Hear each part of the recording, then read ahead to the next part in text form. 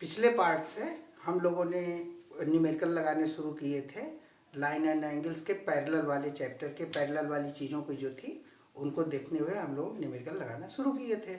और बीच में चूँकि वीडियो लंबा हो रहा था इसलिए न्यूमेरिकल वहीं बंद कर दिया गया। आज ये न्यूमेरिकल ख़त्म कर देते हैं और इसके बाद फिर अगले चैप्टर पर चलते हैं। तो ये न्यूमेरिकल रह गया था आपका कि ये आपके एनसीईआरटी का ही है कि ये 100 है और ऐसे ऐसे दो पैरेलल लाइन है, ये दोनों भी पैरेलल लाइन है और पूछा है कि ये एंगल कितना होगा। तो आपको एक थ्योरम बताई गई, रूल बताया गया है कि अगर दो लाइनें पैरेलल हों तो ये करस्पॉन्डिंग ऐसे ऐसे जो एंगल होते हैं एक दूसरे के करस्पॉन्डिंग एंगल होते हैं, जिनको हम लोग उसमें जानते हैं एफ शेप।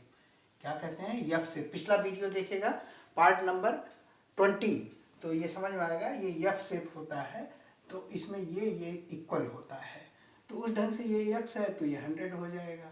तो इसमें कोई खास बात रही नहीं। अब अगले क्वेश्चन पर हम लोग चलते हैं। इसके आगे क्वेश्चन हाँ, ये आपका क्वेश्चन नंबर 5 है एनसीईआरटी का। यहाँ गिवन है, ये बताया गया कि एक ये जो एंगल है, ये एंगल इसकी जो आर्म्स हैं, इसकी आर्म्स कौन कौन है? ये दोनों इसकी आर्म्स है का। और फिर ये एक एंगल है गिवन है उसमें कि ये आर्म इसके पैरेलल है और ये आर्म इसके पैरेलल है। ये आर्म इसके पैरेलल है, ये आर्म इसके पैरेलल है, ये 70 है। तो बताना है कि ये कितना होगा। तो देखिए इसमें जो जो दो रूल हैं, एक करस्पॉन्डिंग एंगल बराबर होते हैं, एक अल्टरनेट एंगल बराबर होते हैं। तो जब पहले आप देखेंगे कि ये जो लाइन है, इस लाइन के ये जो है पैरेलल है, ये लाइन इसके पैरेलल है। तो और ये जो है ट्रांसवर्स है, ट्रांसवर्स माने इसको काट रही है। तो इसका करस्पॉन्डिंग यहाँ कौन होगा? ये होगा। इसका करस्पॉन्डिंग ये होगा। करस्पॉन्डिंग कैसे? दोनों एबव हैं, दोनों राइट हैं। इस लाइन के दोनों एबव हैं और दोनों राइट हैं, तो ये इसका करस्पॉन्डिंग एंगल हुआ। करस्पॉन्डिंग एंगल इक्वल होते हैं तो 70 हुआ। या दूसरे ढंग से देखिए कि जो मैंने बताया था करस्पॉन्डिंग एंगल्स कैसे होते हैं, एफ टाइप के। तो देखिए एफ टाइप का है, इससे देखिए, यहाँ से देखिए तो ये एफ टाइप का दिखेगा, ठीक है ना। तो करस्पॉन्डिंग एंगल एक ये हुआ, ये दोनों इक्वल होंगे तो 70 हो गया। लेकिन पूछा है ये कितना होगा। देखिए आपका DGC आ गया ना, DGC, तो DGC आपका 70 आ गया, ठीक है। अब पूछा है DEF, यानी DEF ये कितना होगा। इसको भी देखिए। अब यहाँ पे ये पैरेलल है इसके, यहाँ पे क्या है, ये इसके पैरेलल है और ये जो है ट्रांसवर्स है। यानी ऐसे बन रहा है कुछ, ऐसे ऐसे ऐसे। केवल इतने फिगर पे ध्यान दीजिए कि ये एफ शेप बन रहा है ना। एफ उल्टा एफ ही हो, एफ शेप होगा, उल्टा होगा, सीधा होगा, कैसे भी होगा, शेप एफ का होगा। तो ये दोनों कॉर्नर करस्पॉन्डिंग होते हैं। तो ये करस्पॉन्डिंग इसके है, ये 70 है तो ये भी 70 होगा। इस क्वेश्चन भी समझ में आ गया ना। देखिए ये जो करस्पॉन्डिंग एंगल्स होते हैं, एफ शेप का मतलब ऐसे भी हो सकते हैं, ऐसे भी हो सकते हैं, ऐसे भी हो सकते हैं। तो जब ऐसे होंगे तो ये एंगल बराबर होगा, ऐसे होंगे तो ये और ये एंगल बराबर होगा, ऐसे होंगे तो ये और ये एंगल बराबर होगा, ठीक है। एफ शेप का मतलब समझ रहे हैं, ये है। तो ये वाला क्वेश्चन हो गया। आप इसको खूब प्रैक्टिस करके देख लें कि एफ शेप का मतलब क्या है। एफ शेप ही करस्पॉन्डिंग एंगल बताता है। देखिए एफ में क्या होता है, एक लाइन होती है और दो पैरेलल होती है। एफ ऐसा ही होता है ना, एक लाइन, ये वाली लाइन ट्रांसवर्स और ये दो पैरेलल, तो ये एंगल इसके बराबर होता है। अब ये कई तरीके से हो सकता है, ऐसे भी हो सकता है। देखिए ऐसे हो जाए तो ये वाली एंगल इसके बराबर, ये भी एफ ही है। ऐसे भी एफ हो सकता है, ऐसे और ऐसे, तब ये एंगल इसके बराबर हो जाएगा, ठीक है। ये सब एफ शेप हैं। एफ के ये जो दोनों कॉर्नर हैं ये करस्पॉन्डिंग एंगल्स होते हैं और दोनों करस्पॉन्डिंग एंगल्स हमेशा बराबर होते हैं। ये आपका 6th क्वेश्चन है। देखिए यहाँ क्या कहा गया है, यहाँ 4 फिगर्स हैं, 1 2 3 4, 4 फिगर्स में सब में 2 लाइनें हैं, एक यल एक यम और एक ट्रांसवर्स लाइन है यल।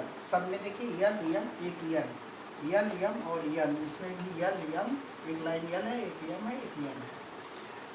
इसमें कहा गया है कि आप चेक करिए, यानी यहाँ चेक करना है, चेक करिए कि ये यल और यम पैरेलल है कि नहीं। चेक क्या करना है, यल पैरेलल है यम के या कि नहीं। यल यम के पैरेलल, इसका मतलब मीनिंग क्या हुआ, यल यम के पैरेलल है या नहीं, यही चेक करना है। तो चेक करने में हमको जो पैरेलल की प्रॉपर्टीज़ हैं वही देखनी होंगी। पैरेलल की क्या क्या प्रॉपर्टीज़ हैं, जैसे अब सभी प्रॉपर्टीज़ लगभग इसमें आपकी रिवाइज हो जाएंगी। जैसे ये क्या है, ट्रांसवर्स लाइन के एक साइड में ही बने हुए इनर एंगल्स हैं, एक साइड में ही बने हुए इनर एंगल्स हैं।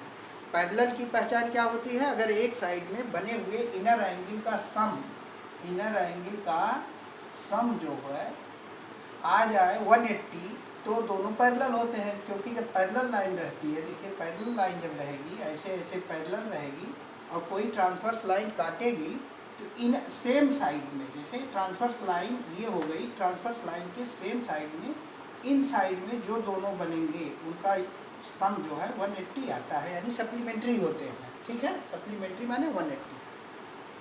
तो ये एंगल यहाँ पे सम करिए, ये इन एंगल का सम करिए तो 180 आ रहा है। इसका मतलब ये और ये पैरेलल है, ये वाला हो गया। यहाँ देखिए, यहाँ कैसे पैरेलल देखेंगे हम, ये एंगल अगर ये यल और यम अगर पैरेलल है तो इसका ये करस्पॉन्डिंग एंगल है, करस्पॉन्डिंग एंगल इक्वल होना चाहिए। ज़रा देखिए, देखा जाए कि ये करस्पॉन्डिंग एंगल इक्वल है या नहीं, या ऐसे देख लीजिए इसका ये क्या है, अल्टरनेट है, इसका ये क्या है, अल्टरनेट। अल्टरनेट एंगल कैसे पहचाने जाते हैं, जेड शेप के होते हैं। कैसे होते हैं, जेड शेप, लेकिन जेड शेप से नहीं, उसी से पहचानिए, करस्पॉन्डिंग से ही। 75 ये हुआ, तो अगर ये इसके पैरेलल है तो 75 होना चाहिए, लेकिन ये है कितना, ये देखिए, ये है एक सीधी लाइन, ये है स्ट्रेट लाइन। स्ट्रेट लाइन पर ये इसको पार्ट में बांट रही है और इन दोनों का सम जो है 180 होगा। इसका सम कितना होगा, 180। ये है 75, तो ये होगा 105। ठीक है, लीनियर पेयर हुआ। लीनियर पेयर आपने सुना होगा, पिछले वीडियो में देखिए, ये इसका लीनियर पेयर है। लीनियर पेयर कब होते हैं, जब एक स्ट्रेट लाइन को, जैसे एक स्ट्रेट लाइन है और उसको कोई लाइन वहाँ से निकले और ऐसे जाए, तो ये जो दो एंगल बनेंगे, इन दोनों का, इनको लीनियर पेयर कहा जाता है। एक स्ट्रेट लाइन पे किसी पॉइंट से एक लाइन खींच दी जाए तो जो दो एंगल बनते हैं वो लीनियर पेयर कहे जाते हैं, और इनका सम, ये और ये का सम जो है 180 आता है। तो यहाँ 180 आएगा, तो ये है 75, तो ये होगा 105। ये एंगल तो हमको मालूम हो गया, लेकिन ज़रा देखिए, क्या ये दोनों बराबर हैं, ये दोनों इक्वल नहीं हैं, ये और ये इक्वल नहीं है। इसका मतलब ये करस्पॉन्डिंग तो है लेकिन इक्वल नहीं है, करस्पॉन्डिंग तो है लेकिन इक्वल नहीं है, इसलिए ये लाइन इस लाइन के पैरेलल नहीं होगी। ठीक है, अगले केस में आते हैं। ये केस क्या है, ये है कि ये 57 है और ये 123 है, तो क्या ये दोनों यल यम पैरेलल है कि नहीं है। तो आप देखिए, ये 57 है तो ये भी इसका क्या है, देखिए ऐसे ऐसे जब दो लाइनें काटें तो इन दोनों का ये इसके इक्वल होता है, ये एंगल इसको इक्वल क्या कहा जाता है, वर्टिकली अपोजिट। तो ये इसका वर्टिकली अपोजिट है, तो ये भी कितना होगा, 57। ठीक है, ये 57 होगा ये एंगल, ये वाला। ये जब 57 है तो ये भी 57 होगा, ये वाला। ठीक है ना। अब क्या है, अब दूसरी कंडीशन बनी कि हम कैसे चेक करें ये पैरेलल है कि नहीं है। अगर पैरेलल होंगी, पैरेलल की पहचान क्या है कि सेम साइड के, ट्रांसवर्स लाइन के सेम साइड, पैरेलल की कई पहचान है, तो हर पहचान को देख लेते हैं। सेम साइड में 180 बन रहा है कि नहीं, तो आप इन दोनों को जोड़िए, सेम साइड के इंटीरियर एंगल 180 होने चाहिए, ये दोनों जोड़िए 180 आ रहे हैं, ये और ये 180 आ रहे हैं, तो इसका मतलब ये लाइन इसके पैरेलल है। अगर ये सम करने पर देखिए, ये 57 है और ये 123 है, तो इन दोनों का सम करने पर 180 आ रहा है, इसका मतलब ये दोनों लाइनें पैरेलल हैं। ठीक है, अब अगला देखते हैं। अगला क्या है कि ये 72 है, ये 98 है, तो यल और यम पैरेलल है कि नहीं है। ये 72 है तो ये भी 72 होगा। ठीक है, क्यों? क्योंकि इक्वली अपोजिट एंगल है। जब दो लाइनें काटती हैं तो ये क्या होती हैं? इक्वली अपोजिट एंगल्स होती हैं। ये 72 है तो ये भी 72 ही होगा। ये वाला 72 हो गया। ठीक है, ये वाला।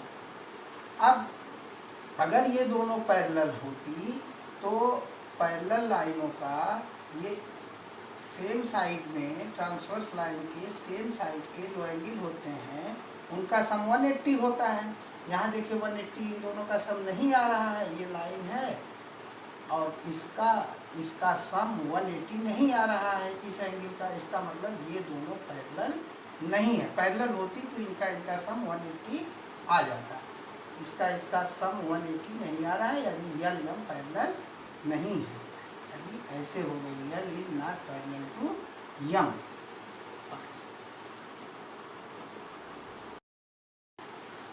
हाँ, आपको देखिए चेकिंग कैसे होती है, कोई लाइन पैरेलल है या नहीं है, उसकी चेकिंग का क्या तरीका है। 3 तरीके हैं उसकी चेकिंग के।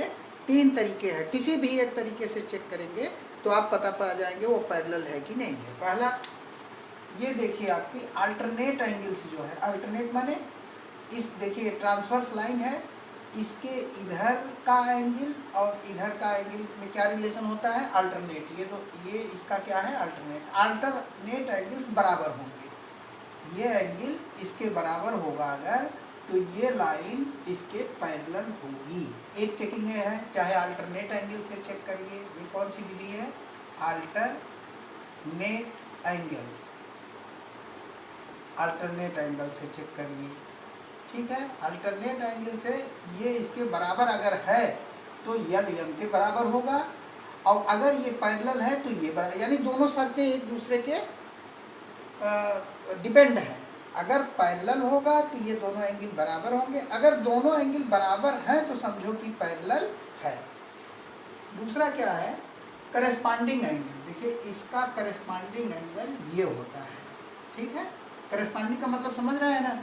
लाइन के ऊपर और बाएं, ये भी लाइन के ऊपर और बाएं हैं, तो ये दोनों एंगल अगर बराबर हैं, ये दोनों एंगल अगर बराबर हैं तो ये क्या होगा? ये लाइन यल लाइन यम लाइन के पैरेलल होगी। ठीक है, करस्पॉन्डिंग एंगल। दूसरा तरीका है, कोई एक तरीका आप देख सकते हैं जो आपको उस सिचुएशन में ठीक दिखे।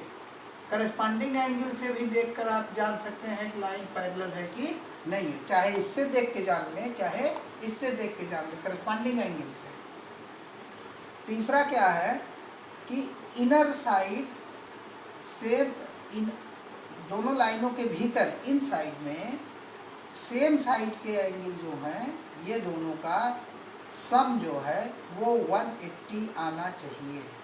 अगर 180 आ रहा है तो ये लाइन इस लाइन के पैरेलल होगी, और अगर पैरेलल होगी तो 180 आएगा। ठीक है, अगर 180 होगी तो पैरेलल आएगा, अगर पैरेलल होगी तो ये 180 आएगा। तो ये 3 है। 3 का मतलब यही न मत समझिए कि जो मैं खींचा, अल्टरनेट का उल्टा भी आप देख सकते हैं। उल्टा माने दूसरी तरफ वाला भी। इसमें मैं दूसरी तरफ वाला भी करके बता दे रहा हूँ। यह एंगल अगर ये पैरेलल होंगी दोनों तो ये एंगल, इसका अल्टरनेट अब कौन होगा? ये वाला। ये एंगल इसके बराबर आएगा। ठीक है, ऐसे करस्पॉन्डिंग भी अलग अलग हैं। ये देखिए इसका करस्पॉन्डिंग देखेंगे, ये इसका करस्पॉन्डिंग ये है, ये वाला इसके बराबर आएगा। ठीक है, इसी तरह से सम वाले में भी आप इधर का भी देख सकते हैं। इन दोनों का सम भी 180 ही होगा। इन दोनों का सम भी क्या होगा? 180 ही होगा। आपको ये बताएंगे पैरेलल लाइंस कैसे ड्रा की जाती हैं। पैरेलल लाइंस लाइफ में हमेशा ड्रा करनी पड़ती है। एक कारपेंटर होता है, उसको सीधी सीधी लाइनें या लकड़ी काटनी है तो वो भी पैरेलल लाइन से ही काट के बनाता है। तो पैरेलल लाइंस कैसे ड्रा की जाती हैं, हम लोग तो इसमें सीखे हैं कंपास उठाओ और ऐसे करो, ऐसे बहुत इजी तरीका होता है जो डेली यूज़ में, डेली लाइफ में कैसे पैरेलल, मान लीजिए इसी के पैरेलल लाइन हमको यहाँ से खींचनी है, इसके पैरेलल खींचनी है। तो एक तरीका तो यह है कि भाई हम ऐसे रखें और आँख से अंदाज लें और पैरेलल खींच दें आँख से देख के। लेकिन आँख से देख के जब खींचेंगे तो उसमें कहीं एक्यूरेसी कम हो सकती है, वो नॉन पैरेलल रहेगी लेकिन आँख से दिखेगी कि पैरेलल है। तो पैरेलल लाइन को ठीक ठीक से खींचने के लिए देखे होंगे कि आपके जो वो होते हैं राजगीर हों या कारपेंटर हों, उनके पास एक फार्मा होता है, जरा कैंची देना, उनके पास एक फार्मा होता है और अक्सर वो फार्मा उनका 90 एंगल का होता है, ठीक है, इस तरह का होता है, जिसको आप सेट स्क्वायर भी बोलते हैं, आपके ज्योमेट्री बॉक्स में भी होता है। तो उसके भी हेल्प से आप खींच सकते हैं, और पहले उसके हेल्प से खींचेंगे, फिर आपको बताएंगे कि नहीं बिना इसके भी खींचा जा सकता है। देखिए पहले करेंगे क्या, इस लाइन के पैरेलल हमको खींचना है, तो इसमें दो एज हैं, एक देखिए ये एज है, एक ये एज है, इसको सेट स्क्वायर कह लीजिए, आपके ज्योमेट्री बॉक्स में सेट स्क्वायर रहता है। आप पहले सेट स्क्वायर को यहाँ पर इस लाइन से, इस वाली लाइन से ये वाली लाइन जो है टैली कराइए, टैली कर गई ना ये वाली लाइन टैली कर गई। अब आप यहाँ पर जहाँ से खींचना है एक मार्क बना लीजिए, मार्क आपने बना लिया ये, ठीक। अब इसको कहीं इस लाइन पे एक जगह और ऐसे रखिए, और वही मार्क जो आपने मार्क बनाया है ये फिर टैली कराइए कुछ दूर पर, और ये मार्क यहाँ बनाइए, ठीक है ना। अब यही दो मार्क को आप स्केल से मिला दीजिए, ठीक, स्केल से मिला दीजिए। देखिए ये पैरेलल लाइन इसके एकदम ठीक पैरेलल बनेगी। तो एक चीज़ तो आपने ये देखा कि सेट स्क्वायर से हम कैसे बनाते हैं। पहले एक बार लाइन यहाँ पे कोई चिन्ह बना लेते हैं, और फिर कुछ दूर जाने के बाद फिर यही लाइन इस पर टैली करा करके इस पर मार्क बना करके खींच लेते हैं। एक जरूरी, अब आप सोच रहे होंगे कि 90 है तभी बनेगा, 90 नहीं रहेगा तो कैसे बनेगा। मैं आपको विदाउट 90 भी बना के दिखा रहा हूँ, जिससे आप टेक्निक को जान पाएं कि वास्तव में टेक्निक क्या थी। पास करो। हाँ, तो मैंने इसके पहले बताया कि सेट स्क्वायर से जहाँ 90 था उसको देख के आपने पैरेलल कैसे बनाया। अब आपको बता रहा हूँ 90 ना भी हो, कुछ भी कोई भी एंगल हो, ये तो ऐसे ही देखिए एक एंगल काट लिया गया, इधर से कोई मतलब नहीं, टेढ़ा मेढ़ा कुछ भी हो, ये फटा भी हो तो कोई दिक्कत नहीं है, ठीक है, इससे कोई लेना देना नहीं। आप इसको इस लाइन, यहाँ दो लाइनों से केवल हमको मतलब है, एक लाइन ये हो गई और एक लाइन ये हो गई, ठीक है ना। इस लाइन को इस लाइन पर रखिए, ये रख लिए और आगे बढ़ाइए, आगे बढ़ाइए, यहाँ पे यहीं से खींचना था हमको, यहीं से पैरेलल लाइन, इसके पैरेलल लाइन खींचनी थी। तो इसको टैली कराया और टैली करा कर यहाँ पर ले गए और एक मार्क बना लिए, ये मार्क बन गया। अब इसी लाइन को कहीं भी फिर रख दीजिए, इसी लाइन पर देखिए ये वाली लाइन को ही मैंने यहाँ टैली कराया था और यहाँ मार्क एक लगा दिया था, ठीक है। अब इसी लाइन को मैं यहाँ कर दे रहा हूँ और फिर वही मार्क लगा ले, ठीक है। अब हमको 2 पॉइंट मिल गए, ये 2 पॉइंट मिलाएंगे हम तो फिर भी 90 ही बनेगा, देख रहे हैं, ये 90 पैरेलल ही बनेगा, ये पैरेलल बनेगा, ठीक। तो जरूरी नहीं को 90 हो। तीसरा तरीका क्या है, तीसरा तरीका ये है, अच्छा ये हुआ क्यों ऐसे, ऐसे इसलिए हुआ, ये हो इसलिए पाया कि जब मैंने इससे टैली कराया था लाइन से, तो जो इसकी डिस्टेंस आई थी वही डिस्टेंस जब मैं यहाँ कराया इस लाइन से, तो वही डिस्टेंस फिर यहाँ आ गई, ठीक है। ये डिस्टेंस बराबर थी, इसलिए ये पैरेलल हो गई, ठीक है। अब इसके आगे का एक तरीका बताते हैं। हाँ, अब ये तीसरा तरीका देखिए, इसी एंगल के हेल्प से हम पैरेलल लाइन खींच सकते हैं, वो तीसरा तरीका होगा। इसको यहाँ से, यहाँ इस लाइन के पैरेलल हमको लाइन खींचनी है, इस लाइन के पैरेलल हमको यहाँ से लाइन खींचनी है। हम इसको टैली कराएंगे, टैली कराते हुए लाएंगे और यहाँ पर जहाँ पे ये मिल रहा है उसको इससे ऐसे ही मिला देंगे, हम आगे नहीं ले जा रहे हैं, हो सकता है ये नोक टूटी हो, अभी इतना ही टच करके मिला दे रहे हैं। ठीक है, मिल गया। ये देखिए, अब हम क्या करेंगे, इसी का एक छोर, इसी का एक छोर यहाँ पर फिर लगाएंगे ये, और इसको यहाँ पर ऐसे खींच लेंगे। ठीक है, देख रहे हैं ना, ये लाइन मिला के बढ़ाएंगे, ये पैरेलल होगी। क्यों होगी ये अभी आपको बता दे रहे हैं कि ये पैरेलल क्यों होगी। पहले खींच लेते हैं, ये देखिए खींच दिया मैंने। अब ये लाइन इसके पैरेलल है। अब क्यों है, उसका कारण है, उसका कारण ये है कि ये जो एंगल था और ये एंगल, ये मैंने बराबर कर दिया। ऐसे बराबर कर दिया भाई, जब इसको यहाँ पे डाला तो यही एंगल तो डाला ना, यही एंगल मैंने यहाँ पे डाला, और फिर जब यहाँ खींचना हुआ तो यही एंगल इधर डाल दिया, यही एंगल यहाँ डाल के लाइन खींच दिया। तो आपने देखा कि यह एंगल जितना था उतना ही यह था। ये एंगल इसका क्या है, अल्टरनेट है। ये एंगल इसका क्या है, अल्टरनेट एंगल है। तो जब हमने अल्टरनेट एंगल को बराबर ही खींच दिया तो ये लाइन पैरेलल हो गई। यानी आपके अल्टरनेट के जो टेक्निक है उसी टेक्निक से यहाँ बनाया और फिर एक यहाँ बना दिया और ये लाइन खींच दिया तो इसके पैरेलल हो गई। ठीक है ना।